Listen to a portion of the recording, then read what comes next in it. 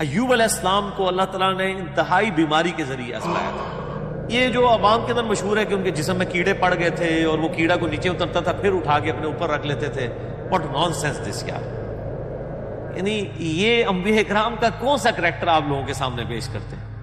جب انہوں نے اللہ کے حضور دعا کی کہ اے میرے رب مجھے شیطان نے چھوا ہے بنصب و عذاب، تکلیف کے ساتھ اور دکھ کے ساتھ، حکم ہوا اللہ تعالیٰ کی طرف سے کہ زمین پر مارو اپنا پاؤں، یہ نہانے کے لیے ٹھنڈا پانی اور پینے کے لیے بھی پانی۔ یعنی اولاد بھی مر گئی، بیوی بھی مر گئی، بچے بھی مر گئے، اللہ تعالیٰ ہم کو ان کو نئی بیوی بچے دیے، اس کی مثل اور عطا فرما دیے اپنی طرف سے رحمت۔ سلامتی ہے، سلامتی ان آنکھوں پہ جو ہدایت پہ نظریں جمائے بیٹھی ہیں، ان کانوں پہ جو ذکر خیر کے منتظر رہتے ہیں، اور ان قدموں پہ جو ہدایت کی راہ پہ گامزن ہیں۔ السلام علیکم ورحمۃ اللہ وبرکاتہ۔ وَإِنَّ لَهُ عِندَنَا لَزُلْفَىٰ وَحُسْنَ مَآب، اور بے شک ہمارے ہاں ان کے لیے بہت بڑا قرب اور خوبصورت انجام ہے قیامت والے دن۔ وَاذْكُرْ عَبْدَنَا أَيُّوبَ، اور یاد کیجئے ہمارے بندے ایوب علیہ السلام کو بھی، اِذْ نَادَىٰ رَبَّهُ أَنِّي مَسَّنِيَ الشَّيْطَانُ، جب انہوں نے اللہ کے حضور دعا کی کہ اے میرے رب مجھے شیطان نے چھوا ہے بنصب و عذاب، تکلیف کے ساتھ اور دکھ کے ساتھ۔ یعنی شیطان نے مجھے تکلیف میں ڈال دیا ہے، مجھے بیماری میں ڈال دیا ہے، مجھے مصیبت میں ڈال دیا ہے۔ اللہ کے نیک بندوں کی یہی معاملات ہوا کرتے تھے۔ ویسے تو ہر شر اور خیر کا خالق اللہ ہے، اس میں کوئی شک نہیں، یہ نہیں ہے کہ شر کا خالق شیطان ہے اور خیر کا اللہ ہے، لیکن نیک بندے کی نشانی یہ ہوتی ہے کہ وہ اگر اللہ کی طرف سے کوئی آزمائش آتی ہے تو وہ اسے اپنے اعمال کی شامت تصور کرتا ہے، اپنی غلطی کے اعتبار سے اللہ کی طرف سے آزمائش تصور کرتا ہے، اور جب ایسی غلطی ہے تو وہ فوراً اللہ کی طرف رجوع لاتا ہے کہ شیطان نے مجھ سے یہ کام کروایا، اے اللہ مجھے بخش دے۔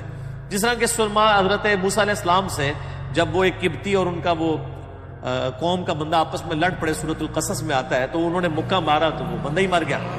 اب ظاہر قتل تو بہت بڑا جرم ہے، تو ادھر بھی حضرت موسیٰ علیہ السلام کی بھی الفاظ ہے کہ اللہ شیطان نے مجھ سے یہ کام کروایا، اللہ مجھے معاف کر دے۔ ارکض برجلک ھذا مغتسل بارد وشراب، حکم ہوا اللہ تعالیٰ کی طرف سے کہ زمین پر مارو اپنا پاؤں، یہ نہانے کے لیے ٹھنڈا پانی اور پینے کے لیے بھی پانی تمہیں میسر کرے گا۔ ایوب علیہ السلام کو اللہ تعالیٰ نے انتہائی بیماری کے ذریعے آزمایا تھا۔ یہ جو عوام کے اندر مشہور ہے کہ ان کے جسم میں کیڑے پڑ گئے تھے اور وہ کیڑا کو نیچے اترتا تھا پھر اٹھا کے اپنے اوپر رکھ لیتے تھے، واٹ نان سینس دس یار۔ یعنی یہ انبیاء کرام کا کون سا کریکٹر آپ لوگوں کے سامنے پیش کرتے ہیں؟ یعنی انبیاء کرام علیہ السلام کو اگر بیماری آتی تھی وہ اللہ کی طرف رجوع لاتے تھے، وہ علاج کروایا کرتے تھے۔ مطلب نبی صلی اللہ علیہ وسلم کے بارے میں صحیح بخاری میں آتا ہے کہ ایک شخص پیش ہوا، اس نے کہا میرے بھائی کا پیٹ جو ہے وہ خراب ہو گیا، آپ نے فرمایا اسے شہد دو، آپ نے یہ تو نہیں فرمایا خراب ہے تو اور خراب کرو۔ ٹھیک ہے، کہتے ہیں داؤد و حضرت ایوب علیہ السلام کے جسم پہ کیڑے پڑے تھے، وہ جب کیڑا نیچے کو گرتا تھا پھر اٹھا کے اوپر رکھ لیتے تھے کہ جی اللہ نے مجھے کیڑے پائے نا۔ یعنی یہ اتنی نان سینس اپروچ ہے جو لوگوں کے اندر اسلام کو متنفر کرنے والی باتیں، یہ کسی بھی حدیث کے اندر اس طرح کے واقعات موجود نہیں ہیں۔ یہ قصص الانبیاء کے اندر اس قسم کے جھوٹے واقعات لکھے جاتے ہیں جن کی کوئی اسناد نہیں، زیادہ تر اسرائیلی روایات جو ہیں انہوں نے بیڑا غرق کیا۔ تو نبی علیہ السلام نے اسے کہا کہ شہد دو، شہد دیا اور پیٹ خراب ہو گیا، وہ پھر آیا تو آپ صلی اللہ علیہ وآلہ وسلم نے فرمایا شہد دو، اس نے کہا یا رسول اللہ پھر دیا، پھر پیٹ خراب ہو گیا، آپ نے فرمایا اللہ کا قرآن سچا ہے کہ شہد میں شفا ہے، تو بچے کو اس کو اپنے بھائی کو شہد ہی دو۔ تیسری یا چوتھی دفعہ دیا تو اسے شفا ہوگی۔ اور بخاری مسلم میں حدیث ہے کہ اللہ تعالیٰ نے کوئی بیماری ایسی پیدا نہیں کی ہے جس کی دوا نہ ہو، اور جب وہ دوا اس بیماری کے موافق ہو جاتی ہے تو اللہ کے حکم سے شفا ہو جاتی ہے۔ تو اللہ تعالیٰ نے ہر بیماری کی شفا پیدا کی ہے سوائے موت کے، جو صحیح بخاری میں حدیث ہے کہ کلونجی میں موت کے علاوہ ہر مرض کی دوا موجود ہے۔ تو موت کا تو کوئی علاج نہیں ہے، موت کی بیماری ایسی بیماری ہے کہ یہ تو تکلیف انبیاء پہ بھی آئی، کل نفس ذائقۃ الموت، ہر ذی روح کو موت کا مزہ چکھنا ہے۔ تو اللہ فرماتا ہے پھر اللہ تعالیٰ نے ان سے آزمائش دور کی، ان کو حکم ہوا کہ اپنا پاؤں زمین کے اوپر مارو، پاؤں کی وجہ سے چشمے جاری ہوئے، اللہ تعالیٰ نے ان کو یعنی دوبارہ سے صحت دی۔ وَوَهَبْنَا لَهُ أَهْلَهُ وَمِثْلَهُمْ مَعَهُمْ رَحْمَةً مِنَّا وَذِكْرَىٰ لِأُولِي الْأَلْبَابِ، ہم نے ان کو مزید اہل و عیال جو ان کے پہلے یعنی اولاد بھی مر گئی، بیوی بھی مر گئی، بچے بھی مر گئے، اللہ تعالیٰ ہم کو ان کو نئی بیوی بچے دیے، اس کی مثل اور عطا فرما دیے اپنی طرف سے رحمت۔ اور یہ اللہ تعالیٰ کی طرف سے بطور نصیحت اور اہل عقل کے لیے نشانی ہے کہ اللہ تعالیٰ ان مع العسر یسرا، ہر مصیبت کے بعد آسانی آتی ہے، کسی کو دنیا میں نہ بھی ہے آخرت میں تو آئی جانی ہے۔ بخود بیدک ضغثا فاضرب به ولا تحنث، پھر ان کو حکم ہوا اللہ تعالیٰ کی طرف سے کہ ایک یعنی مٹھی بھرو تنکوں کی اور اس سے مارو اور اپنی قسم نہ توڑو۔ انہوں نے اپنی لونڈی کے بارے میں یہ قسم کھا لی بھی تھی جو روایتوں میں ملتا ہے، لونڈی تھی یا بیوی تھی، کہ میں تمہیں جو ہے وہ 100 ڈنڈے ماروں گا کسی معاملے میں، تو اللہ تعالیٰ میں اپنی قسم نہ توڑو، تم اس کے بدلے جو ہے وہ 100 تنکے جمع کر کے یہ تنکے جو ہے وہ ایک جھاڑو اس کو مار دو تو یہ اس کا ایکویلنٹ ہو جائے گا۔ یعنی اسپیشلی حضرت ایوب علیہ السلام کو اللہ تعالیٰ نے اس کا ایکویلنٹ دیا۔ اسی کو ہیلے کے طور پہ پھر جو ہے وہ حنفیوں نے اڈاپٹ کر لیا، انے نو کی چاہیے 2 اکھاں، تو وہ اس واقعے سے انہوں نے پلی لی، پھر ہر معاملے کے انہوں نے ہیلے بنانے شروع کر دیے۔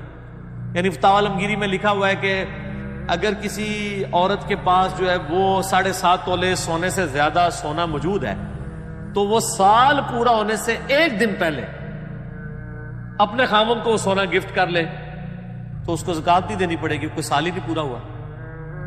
پھر جب خاوند کا سال پورا ہونے لگے وہ 1 دن پہلے اپنی بیوی کو گفٹ کر، اس طرح گڈی گڈے تک کھیڑ دے رہا تو کوئی زکات ہی نہیں، تو وہ پھر پلی اس طرح کی چیزوں سے لے رہے ہوتے ہیں۔ بھائی یہ وحی کے ذریعے ایک خاص واقعہ ہے حضرت ایوب علیہ السلام کا، اس کو بنیاد بنا کے اس قسم کے آگے پھر ایک پوری ڈاکٹرائن کھڑی کر دینا، یہ بہت بڑا ظلم ہے۔ اور اچھا یہ ایسے ظالم ہے، اس سے تو یہ رزلٹ نکالتے ہیں۔ اور دوسری طرف جو اصحاب سبت والا واقعہ ہے مچھلیوں کا، انہوں نے جو ہیلا کیا تھا کہ ہفتے والے دن وہ شکار تو نہیں کرتے تھے لیکن انہوں نے سمندر کے ایڈجسنٹ، سمندری جھیلوں کے ایڈجسنٹ گھڑے کھود رکھے تھے، وہ مد و جزر کی وجہ سے مچھلیاں جو ہے وہ ہفتے والے دن اس میں آ جاتی تھی، اور جب پانی اتر جاتا تھا ان گڑوں میں سے شکار کر لیتے تھے، تو وہ کونوا قردۃ خاسئین، اللہ نے فرمایا کہ یہ پھٹکارے ہوئے بندر بن جاؤ۔